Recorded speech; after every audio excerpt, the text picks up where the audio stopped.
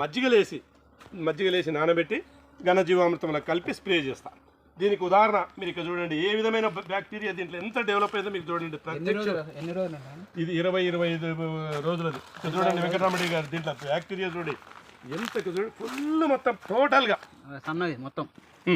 ఇక్కడ సైడ్లో చూడండి, ఇది ఆవు మజ్జిగలో ఏమేం కలిపారు? ఇంకొక ఆవు మజ్జిగలో దీంట్లో మన కేకు, పల్లి కేకు ఎన్ని రోజులనా? ఒక 15 రోజులుగా వస్తుంది.